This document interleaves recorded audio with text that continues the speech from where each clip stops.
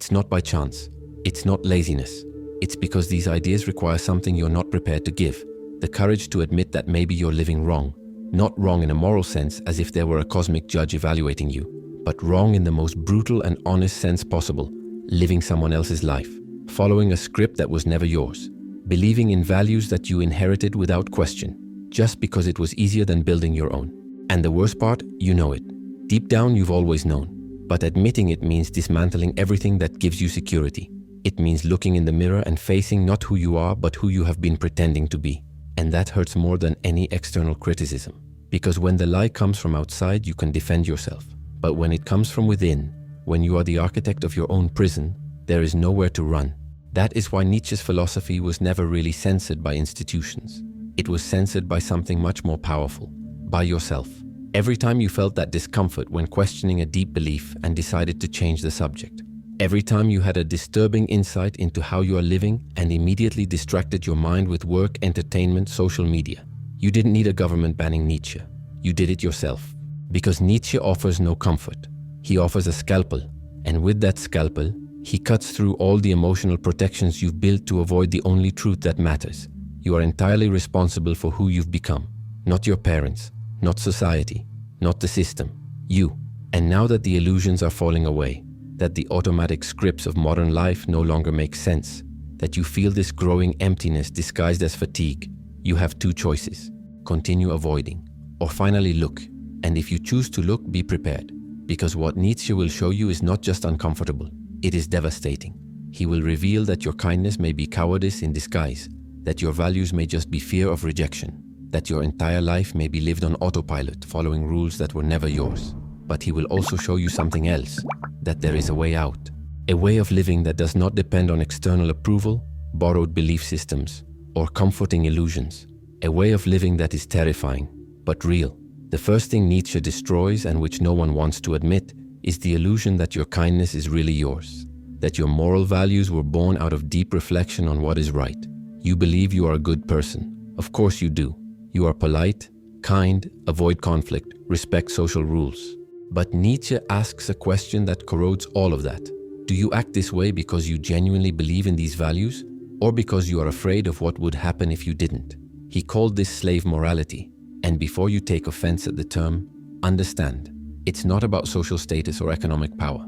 It's about something much more psychological. It's about how you use morality not as a compass to live better, but as armor so you don't have to expose yourself. As a shield to avoid judgment. As a bargaining chip to ensure you still belong.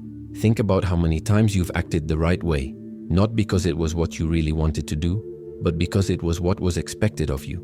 How many times have you held back your real opinion so as not to cause discomfort? How many times have you been understanding when in fact you were just avoiding confrontation? How many times have you performed kindness on social media, sharing causes, collective outrage, ready-made speeches, not because you truly felt it, but because it signaled that you were on the right side of history? Nietzsche saw this over a century ago. But it's scary how perfectly it describes modern dynamics. We live in an era where morality has become performance, where being good publicly matters more than being honest with yourself, where you accumulate moral approval as if it were points, hoping that in the end it will protect you in some way, from loneliness, from rejection, from the feeling that you don't matter. But here's the problem. The more you use morality as a social tool, the less it has to do with truth. It becomes strategy. And Nietzsche realized that this strategy was born not of strength, but of weakness, of the impotence of not being able to assert one's own will. So instead of saying, I want this and dealing with the consequences, you say this is wrong, and expect the world to adjust to your discomfort. It's easier to moralize than to act. It's safer to judge than to take risks. When you see someone doing something you'd like to do but don't have the courage to do, you don't think, I admire that. You think, how irresponsible. You turn your own cowardice into a moral principle. And so, without realizing it, you spend your whole life imprisoned by rules you didn't even choose. You just inherited them because they were convenient, because they kept you safe, because they guaranteed you acceptance. He contrasted this with what he called master morality, not in the sense of dominating others, but of dominating oneself, of having the courage to create values that come from within, not of inheriting values that come from outside, of acting out of conviction, not for approval, of being able to say, this is important to me, even if it puts you at social risk. And this is where you realize why you avoid thinking about it. Because if you really stop to examine your values, you will find layers and layers of borrowing. Beliefs you never questioned because they came from your parents. Principles you never tested because everyone around you believes in them. Opinions you repeat because they make you look cultured, conscious, on the right side. But what if you took all that away? What if you were brutally honest with yourself and admitted, I don't know if I believe that. I'm just afraid not to believe it. What would be left? Who would you be without that moral armor that defines you socially but doesn't really define you? Nietzsche isn't saying that you should abandon all morality and become a selfish monster. He's saying something much more disturbing. The morality you defend so much may be precisely what is preventing you from living. Because while you're busy being good the way you were taught, you never discover what you really value. You never create anything. You just repeat. And the resentment this generates is silent but corrosive. You see someone living more freely, more authentically, more boldly, and instead of admiring them, you judge them. Selfish, irresponsible, clueless. But deep down, what you're feeling isn't moral indignation. It's envy. Envy of those who had the courage to stop pretending. That's the trap. You don't realize that your own kindness has become a prison, and that every time you point the finger at others' wrongdoing, you are only reinforcing the bars of your own cell. Because as long as there is someone to judge, you don't have to look at yourself. Think about the last time you saw someone do something you secretly wanted to do but didn't have the courage to. Maybe quitting a stable job to pursue something uncertain. Maybe ending a relationship that died years ago. Maybe expressing an unpopular opinion. And instead of admiring their courage, you found a moral reason to criticize them. Irresponsible, immature, selfish. But the truth is you weren't defending a principle. You were defending yourself. Because if that person can do that and survive, then it means you could too. And that's unbearable. Because it destroys the excuse you've been using for years. I can't. I have responsibilities. I have to be sensible. Nietzsche called this resentment. And he realized that the entire Western morality was built on it. A morality that was not born out of the affirmation of life, but out of its denial.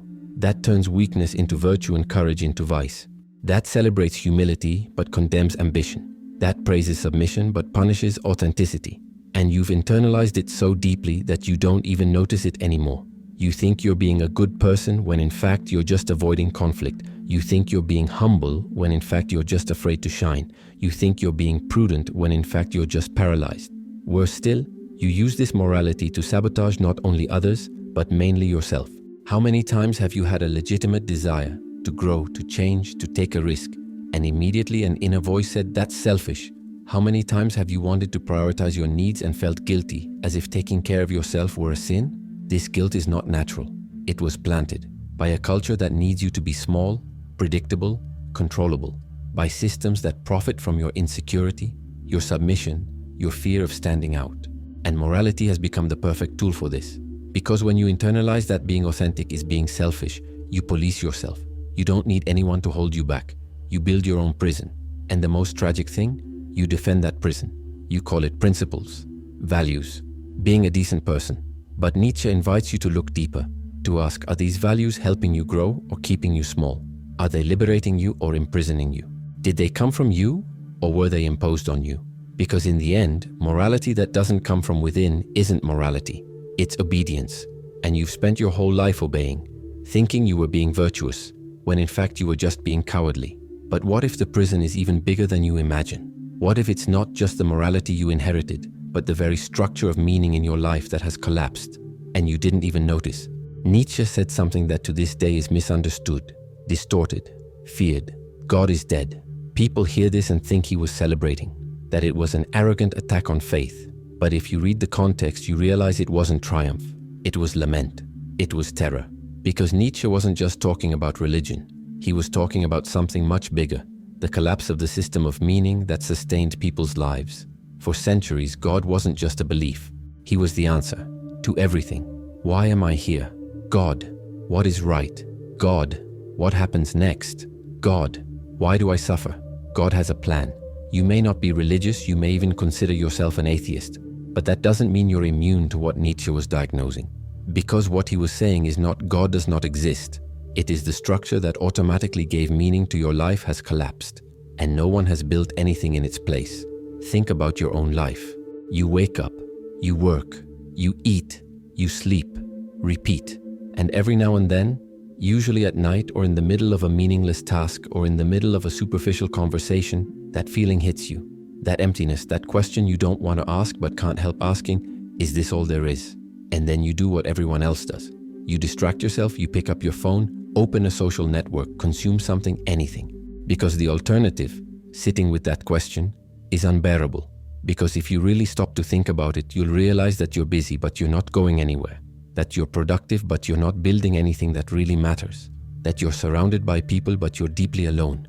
Nietzsche called this nihilism, the feeling that nothing really matters. And he knew it would spread, that people would try to fill the void with cheap substitutes. Work, consumption, status, personal optimization, productivity as a religion, fitness as salvation, mindfulness as redemption. All these new gods that promise meaning but deliver only distraction. And you feel it, don't you? You feel like you're running but you don't know where to. That you're trying hard but you don't know what for. That you're following all the rules of what you should do to have a good life. And yet in the silence deep down there's this hole, this emptiness that no achievement can fill, no like can solve, no promotion can cure. Because it wasn't just God who died. It was the illusion that someone, something, some greater system was guiding you. That there was a plan. That in the end everything would make sense. But there isn't. There is no plan. There is no script. There is no guarantee that your efforts will be worthwhile. You are here at this moment in this life, without a manual, without a map, without certainty of anything. And that is terrifying, because it means you can no longer outsource meaning. You can no longer expect life to give you purpose. You can no longer blame God, fate, the universe for not being happy, because now the responsibility is all yours. And you weren't trained for that. No one was. Modernity has taught you to optimize, not to question. To produce, not to reflect, to consume ready-made answers, not to create your own. And now you're here, in the middle of a life that should make sense but doesn't. And you don't know what to do with it. So you pretend it makes sense. You follow the script. You perform purpose. Think about how you talk about your goals. I want to grow in my career. I want to be financially stable. I want to have a healthy relationship. But if someone asked you why, would you know how to answer? Or are you just following a checklist that society gave you? Because the truth Nietzsche was pointing out is this: you can achieve everything you've been told to achieve and still feel like you've achieved nothing, because those goals were never yours. They were instilled in you by parents who wanted you to be safe, by a culture that wants you to be productive, by a market that wants you to be a consumer. And when you achieve these goals, instead of feeling fulfilled, you feel empty, because that wasn't what you really wanted. But you don't know what you really want, because you were never taught to ask. It's like living in a house that someone else built. You live there, pay the bills, keep everything organized, but it's not yours. It never was. You didn't choose the furniture. The walls don't reflect who you are. And every time you look around, you feel like you're just occupying a space that belongs to someone else. But you don't leave, because you don't know where to go. Because building your own house from scratch is too scary. Nietzsche knew that this doesn't last, that eventually the mask will come off. And when it does, you have two options. Collapse into nihilism, into the feeling that nothing matters, so why even try? Or do something even scarier. Assume that if nothing has guaranteed meaning, then you need to create meaning. That if God is dead, you need to become the creator of your own life. And that's not comforting freedom. It's terrifying freedom, because it means there are no excuses. There's no, I was just following orders. There's no, I did what I was told. There's no, I didn't know. You know, you always knew. And now the only question that remains is, what are you going to do with that? Because if you don't create meaning, no one else will do it for you. If you don't choose your values, they will be chosen for you. If you don't live deliberately, you will spend your whole life on autopilot, waking up one day at 60 and realizing you never really lived. And maybe that's why you avoid Nietzsche. Not because he's hard to understand, but because he's too easy to understand. Because he doesn't let you hide behind complex philosophical excuses. He looks you in the eye and says, you know what you need to do. You've always known. You're just afraid. Afraid that if you stop following the script, people won't recognize you anymore. Afraid that if you build your own values, you'll be alone. Afraid that if you take full responsibility for your life, there will be no one to blame when things go wrong. But Nietzsche would ask you, so what? What if you end up alone? What if people don't understand? What if you make a mistake? At least it will be your mistake. At least it will be your life. Not a poor copy of the life you were told to live. So what is left when you stop lying to yourself? When you admit that your values were borrowed and that your life has no automatic meaning? What drives you when there is no longer religion, inherited morality, or the promise of future reward? Nietzsche had an answer, and it's not what you might expect. He didn't say that chaos remains. He didn't say that you will fall apart. He said that the only thing that has always been there, even when you didn't realize it, remains. The will to become more than you are now. He called this the will to power. And this is probably the most distorted, most misunderstood concept in all of Nietzsche's philosophy. Because when people hear will to power, they think of power. They think of domination. They think of crushing others to get to the top. And that's exactly how dictators and ideologues of the 20th century used Nietzsche, turning an idea about personal growth into a justification for cruelty. But that's the opposite of what he meant. The will to power isn't about conquering others. It's about conquering yourself. It's about overcoming your own laziness, your own cowardice, your own mediocrity. It's the life force that pushes you forward even when it would be easier to stop. It makes you want to create, express, evolve, not because someone told you to, but because something inside you can't stand standing still.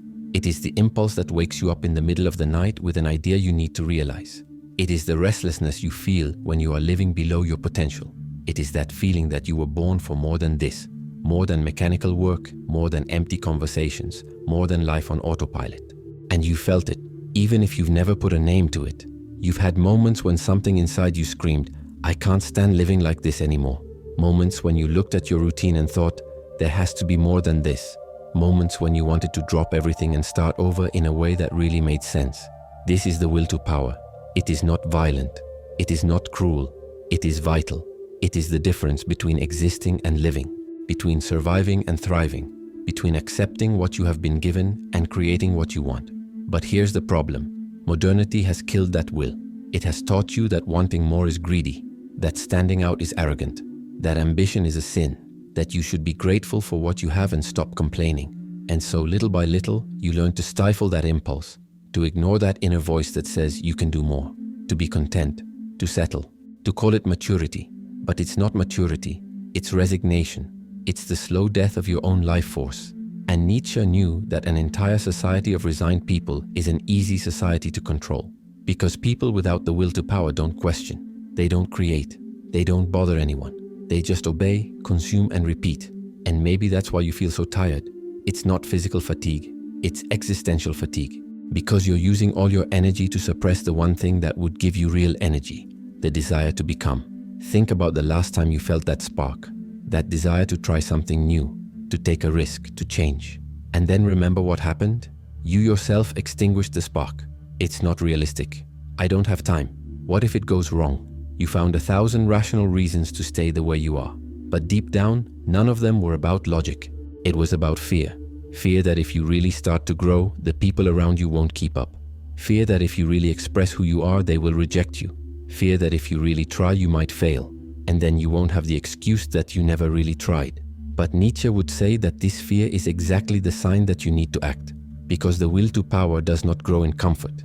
It grows in challenge. It doesn't appear when everything is easy. It appears when you're at your limit and choose to continue. It's not about being the best. It's about being better than you were yesterday. It's not about ruling the world. It's about ruling the version of yourself that gives up, that sabotages itself, that accepts less than it deserves. It's not about competing with others. It's about stopping competing with yourself in a destructive way and starting to challenge yourself in a constructive way. And that changes everything, because when you understand that the real battle is internal, you stop wasting energy trying to impress people who don't matter. You stop measuring your worth by what others think. You stop living for external approval and start living for internal growth. But here's the most uncomfortable truth. Most people don't want that, because growth hurts. Surpassing yourself requires you to destroy old versions of who you were. It requires you to admit you were wrong. It requires you to leave your comfort zone and enter unknown territory. And most people prefer the familiar pain of stagnation to the unknown pain of growth. Nietzsche had no patience for that. He believed that life is either expansion or death. Either you are becoming more aware, stronger, more authentic, or you are becoming less. There is no middle ground. There is no staying the same, because life doesn't stop. And if you're not growing, you're rotting. And maybe that's why you feel so uncomfortable right now, because some part of you knows you're rotting, that you're living below your potential, that you're wasting time, energy, potential on things that don't matter. And that while you procrastinate, while you wait for the right moment, while you convince yourself that one day you'll change, life is passing you by. But if you really decide to stop living on autopilot, if you really want to break out of this moral and existential prison you've built around yourself, you need to face the most radical truth Nietzsche offers. A truth that not only challenges your beliefs, but shatters the very ground you're standing on. There are no universal truths of good and evil. There are only choices, and you're running away from them. When Nietzsche wrote Beyond Good and Evil, he wasn't saying that you should do whatever you want without consequences. He was saying that you need to stop hiding behind absolute moral rules and start taking responsibility for your choices. Because as long as you can say this is right or this is wrong as if it were a universal law, you don't have to think. You don't have to decide. You just obey. And obeying is comfortable. It's safe. If you're just following the rules, it's never your fault when things go wrong. You were doing what was right after all. But Nietzsche forces you to face a brutal question. What if there is no absolute right? What if every choice is just that, a choice?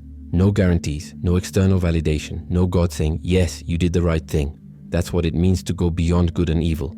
It's not a morality, it's moral maturity. It's the difference between following a code because you were told to and creating your own principles because you thought them through. It's the difference between acting out of fear of punishment and acting out of inner conviction. But most people don't want that responsibility. It's easier to believe that there is a universal right and wrong. That way you can outsource your decisions. You can ask religion, culture, social media, experts. You can conduct mental polls before each choice. What will people think? Is this socially acceptable? Am I being a good person?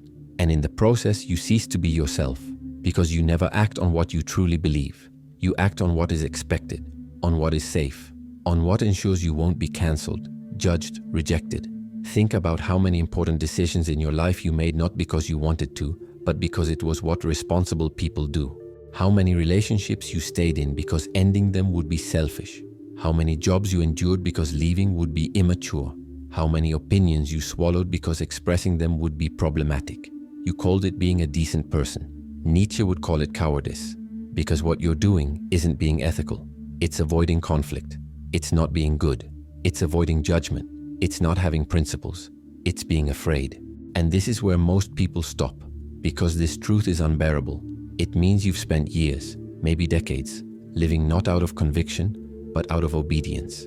It means that everything you called virtue may have been just fear in disguise. It means you're not who you thought you were. But Nietzsche doesn't let you stop there. He offers you a way out. Not an easy way out, but a real one. And this is where everything changes. Because if there are no absolute rules, then you have permission, no, you have a responsibility to create your own, to consciously decide what matters to you, to build a moral code that comes from within, not from without. This does not mean do whatever you want. It means choose consciously and accept the consequences. It means you stop pretending you are just following orders and admit that your every action is a statement of who you are. Every time you choose to stay in a job that destroys you, you're saying my comfort is worth more than my dignity. Every time you remain silent when you should speak up, you are saying social approval is worth more than my authenticity. Every time you follow the rules without question, you are saying I prefer to obey rather than think. And maybe you're thinking, but what if I choose wrong? And Nietzsche would answer, you will. You will choose wrong many times. You will make decisions that will hurt, that will have consequences, that will make you question everything. But at least they will be your choices. At least you will be living, not just existing. And do you know what is liberating about that? When you stop expecting there to be a universal right answer, you stop paralyzing yourself. You stop waiting for certainty. You stop procrastinating, waiting for the perfect moment, the perfect validation, the perfect guarantee. You act, you make mistakes, you learn, you adjust, you continue. Because the truth that no one tells you is this: there is no right path. There is only the path you choose and what you do with it. There is only the courage to act without guarantees and the wisdom to take on what comes next. But that requires something rare. It requires you to stop living as part of a mass that merely repeats ready-made values and start living as an individual who creates their own values. It requires you to leave the herd mentality, where everyone thinks the same, acts the same, judges the same, and enter the solitude of those who think for themselves. And that solitude is scary, because when you stop following the herd, you often find yourself alone. People don't understand. They call you complicated, rebellious, problematic. They accuse you of thinking you're better than everyone else. But it's not about being better. It's about being real. And if you're feeling that call right now, if some part of you is recognizing that you've been living on autopilot, obeying without question, performing values that were never yours, then you're at a turning point. You can go back. You can close your eyes to it and continue as you were. Or you can take the next step. But know that this next step is not comfortable. It is not comforting. It is terrifying and liberating at the same time. Because it means taking full responsibility for your life. No excuses, no blame, no easy way out. And if you take that step, if you really decide to stop running away and start living consciously, there is still one last truth that Nietzsche forces you to face. A truth that most people spend their entire lives avoiding because it is easier to complain about fate than to accept it. He called it amor fati, love of fate. And no, it's not that toxic positivity of pretending that everything is perfect. It's not about being grateful for suffering as if it were a gift. It's about something much deeper and much more difficult. Accepting your life exactly as it is, including all the pain, all the injustice, all the mistakes, and still saying yes. Because the truth is, you spend most of your energy resisting reality, resisting what happened, resisting what is happening, resisting what might happen. You live in constant war with life, always wishing things were different. If only I had been born into another family. If only I had made a different choice. If only that person hadn't hurt me. If only the world were fairer. And while you're stuck in that resistance, that resentment, that fantasy of how things should be, you're not living. You're just complaining. You're wasting your life wishing for a different life instead of doing something with the one you have. Amor fati is the end of that war. It's when you finally stop fighting reality and start working with it. Not because it's easy, not because it's fair, but because it's the only real option you have. Think about everything that has ever happened to you. The losses, the betrayals, the failures, the humiliations. The moments when you thought you couldn't take it anymore. Now imagine looking at all of that and saying, I wouldn't change a thing, because all of that brought me here. All of that made me who I am, and I choose that. That's not resignation. Resignation is giving up. It's passively accepting and stopping trying. Amor fati is the opposite. It's actively accepting so you can act. It's saying, this happened, now what? What do I do with it? It's the difference between being a victim and being a creator. Between spending your life lamenting what you've lost and spending your life building with what you have left. Between being stuck in the past wishing it were different and using the past as fuel for the future. But that requires brutal strength, because it means giving up the comfort of seeing yourself as a victim. It means giving up the perfect excuse that life has been unfair to me. It means assuming that even if the world has hurt you, even if you didn't ask for what happened, you are still responsible for what you do now. And most people don't want that, because being a victim gives you power in a strange way. It gives you the power to blame, to complain, to not have to change. You can spend years saying, I would be happy if it weren't for X, and thus never have to find out who you would be if you really tried. Nietzsche saw this. He saw how people cling to suffering because it becomes part of their identity, how they tell the same story of injustice 1,000 times because it's easier than writing a new story, how they use the past as a chain, not because they're trapped, but because they don't want to risk walking free. Amor fati frees you from that chain, not by erasing the past, not by pretending it didn't hurt, but by integrating it, absorbing it, transforming it, taking everything that broke you and using the pieces to build something new. This is existential alchemy, transforming pain into wisdom, failure into learning, loss into freedom, betrayal into discernment, not because it's beautiful, not because it's inspiring, but because it's the only real alternative to bitterness. Think of someone you know who went through something devastating and came out stronger, not because suffering is noble, but because they chose not to let suffering have the last word. They chose to use it as a starting point, not an end point. Now think of someone who went through something similar and got stuck, who, 20 years later, is still telling the same story, with the same resentment, the same bitterness. Not because what happened was worse, but because they never accepted it, never integrated it, never said yes to the life they have. The difference between these two people is not what happened to them. It's how they chose to relate to what happened. One resisted forever, the other accepted and moved on. And maybe you're resisting right now, resisting some truth about your life that you don't want to accept, that you're in the wrong job, that you're in the wrong relationship, that you're living up to the wrong expectations, that you've wasted time, that you could have done things differently. And while you resist, while you're stuck in that eternal what if, you're not living in the present. You're just reliving the past or fearing the future. And life is happening now, not yesterday, not tomorrow, now. Amor fati brings you back to the now. It forces you to look at what is, not what should be, and ask, what do I do with this? How do I transform this? How do I grow from this? Because Nietzsche knew that suffering is inevitable, but bitterness is optional. Pain will happen, but you choose whether it destroys you or rebuilds you, whether it paralyzes you or propels you, whether it defines you or refines you.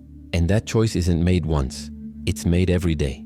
Every time something doesn't go the way you wanted it to. Every time life pushes you down.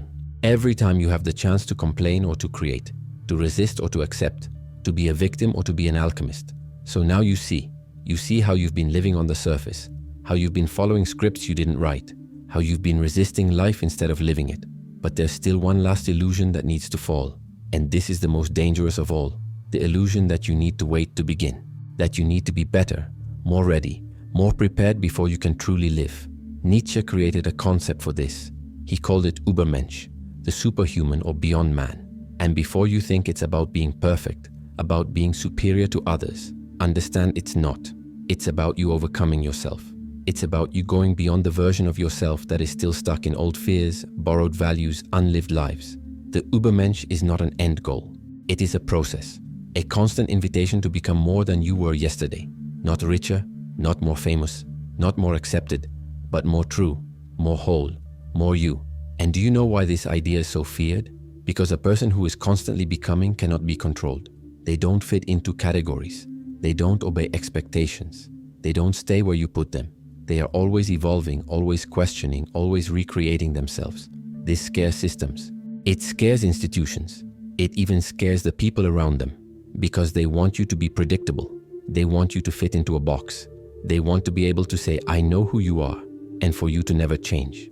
But the Übermensch refuses this prison. He says, I am not who I was. I am not even who I am now. I am who I am becoming. And that is real freedom. Not the freedom to do whatever you want, but the freedom to never stop growing. Now think about yourself. How many times have you heard phrases like, you've changed, you're not the same anymore, I don't recognize you anymore? And how many times have you felt this as criticism, as if changing were betrayal, as if growing were a sin, as if you should stay exactly where you were so as not to upset anyone? But Nietzsche would ask you, why should you stay the same? Why should you forever carry the limitations you had at 20? Why should you live trapped in an old version of yourself just because it's familiar to others? The truth is that you are afraid of becoming, not because you don't know how, but because you know you will lose people in the process, that not everyone will follow you, that some will judge you, some will abandon you, some will prefer the old version of you, the one that was more comfortable, more predictable, more convenient for them. And that hurts. It hurts to realize that your evolution will cost you relationships, that your authenticity will isolate you, that your truth will leave you alone sometimes. But Nietzsche would say, better alone and real than accompanied and fake. Better to lose those who don't accept your growth than to lose yourself trying to fit in. Because what you're avoiding isn't loneliness, it's responsibility. The responsibility to create yourself, to define yourself, to live without constant validation that you are on the right path. Because there is no right path, there is only the path you are building, and no one can validate that for you. The Übermensch does not wait for approval, does not wait for permission, does not wait for the perfect moment. He acts, he makes mistakes, he learns, he rebuilds, and he continues, because he understands that life is not about arriving, it's about walking. It's not about being perfect, it's about being honest. And maybe that's what scares you the most, the brutal honesty of admitting who you really are, not who you pretend to be, not who you should be, but who you are when no one is looking. When there is no audience, when there is no judgment, just you and the truth. Because the truth is, you've always known. You know you're living below your potential, that you're hiding, that you're procrastinating, that you're using 1,000 excuses to avoid facing the fact that you could be more. Not more successful, but more alive. And with each passing day without action, that truth becomes heavier. Because you're not just wasting time, you're wasting yourself. The version of you that could exist, that wants to exist, that is screaming to exist, but that you continue to stifle because it's easier, safer, more accepted. But Nietzsche forces you to face it. Easier until when? Safer for whom? More accepted by people who don't even know who you really are? What if instead you chose the difficult, the uncertain, the unknown? What if you stopped waiting to be ready and started now? Imperfect, scared, without guarantees. What if you stopped being who you were told to be and started discovering who you can really become? This is not a call to abandon everything and become a spiritual nomad. It is a call to stop betraying yourself, to stop sacrificing who you are in the name of who you think you should be, to stop living as if you had infinite time when you know you don't, because the clock is ticking and you can keep putting it off, waiting for the right moment, the right sign, the right courage. Or you can understand that the moment is now. The sign is that discomfort you're feeling, and courage doesn't come before action. It comes during. Think about the people you truly admire. Not the manufactured celebrities, but those who live authentically. Do you think they waited to be ready? Do you think they weren't afraid? Do you think they didn't lose people along the way? They were afraid. They lost. But they chose to act anyway, because they understood that waiting to be ready is just a sophisticated way of never starting. And you're doing that right now. You're waiting for courage, waiting for clarity, waiting for the universe to give you a neon sign saying now is the time. But the sign has already come. It's that emptiness you feel. It's that discomfort that wakes you up in the middle of the night. It's that voice you keep ignoring. The Übermensch is not the one who has no fear. It is the one who acts despite fear. It is not the one who knows all the answers. It is the one who asks the right questions. It is not the one who has arrived. It is the one who is walking. And he is calling you, inviting you to stop being a spectator of your own life and become the protagonist. Not tomorrow, now. But there is one last thing Nietzsche wants you to understand. One last truth that ties everything together and can completely change how you see your life. He called it eternal return. And it is perhaps the most frightening and most liberating idea he ever had. Imagine this. What if you had to live your life exactly as it is now? Every moment, every choice, every pain, every joy, infinitely many times, eternally, without change, without escape. Everything you've done, everything you failed to do, everything you've regretted, everything you've celebrated, repeated forever. Would you accept that? Could you look at your life now and say, yes, I would live it all again, exactly like this, forever? Most people couldn't. Because most people are living lives they wouldn't want to repeat even once, let alone eternally. Lives full of regret, of choices not made, of words not spoken, of versions of themselves not lived. But that is precisely Nietzsche's point.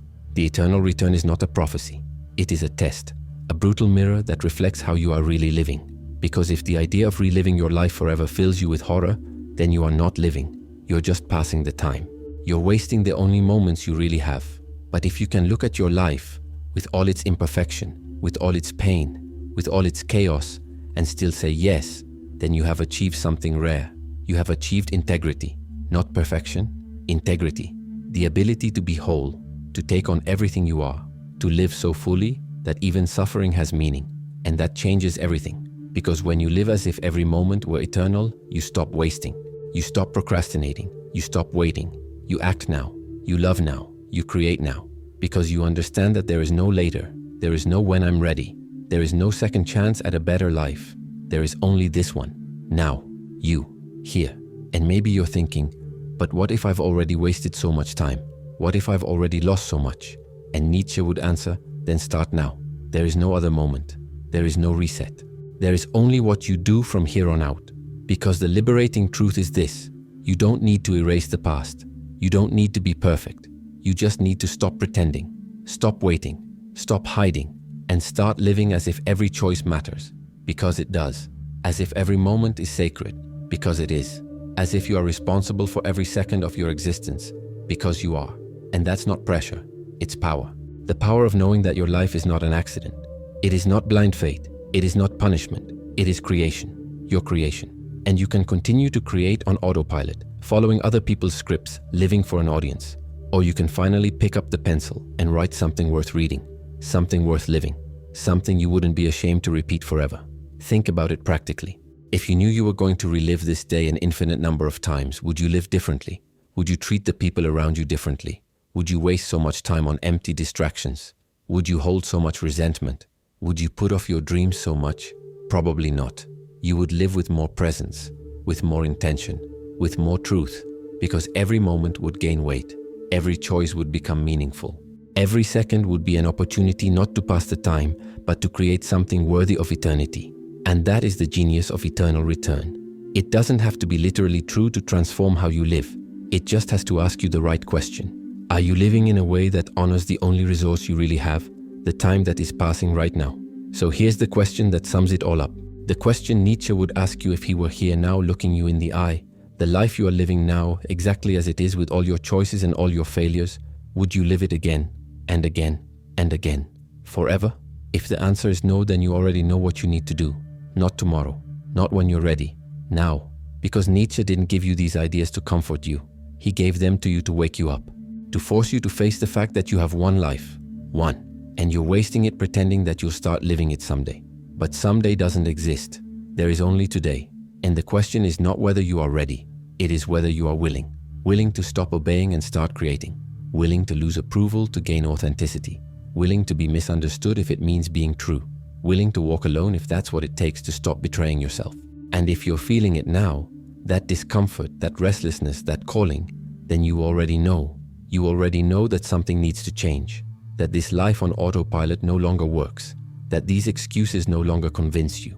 That you can no longer stand being less than you could be. So stop avoiding it.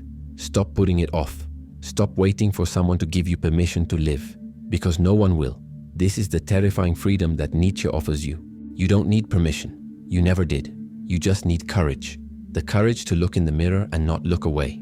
The courage to admit that you've been living wrong and start living right. Not by anyone else's standards, but by your own. The courage to become who you really are instead of continuing to be who you've been told to be. And maybe you'll lose people. Maybe you'll lose comfort. Maybe you'll lose certainties. But you'll gain something that no one can take away. You'll gain yourself. And in the end, when life is over, and it will be over, the only thing that will matter is whether you really lived. Not whether it was easy, not whether it was accepted, but whether it was real. Nietzsche doesn't promise you it will be easy. He promises it will be true. And in the end, that's all you'll want to look back on and see, that you had the courage to live your life, not the life they sold you. So I leave you with that, with the question you can no longer avoid. Are you living a life that would be worth repeating forever? If not, what needs to change? And more importantly, when are you going to start? Leave your answer in the comments, not for me, for you. Because sometimes writing the truth out loud is the first step to finally living it. If you've made it this far, you've already taken a step beyond most people. You watch the videos, you reflect on each idea. Now the question is, how far do you want to go with this? If you want to take the next step and truly apply this knowledge to your life, the codes of the White Rabbit are ready for you. The link is in the video description. Remember, success is a decision. The choice is yours. Count on me and follow the White Rabbit.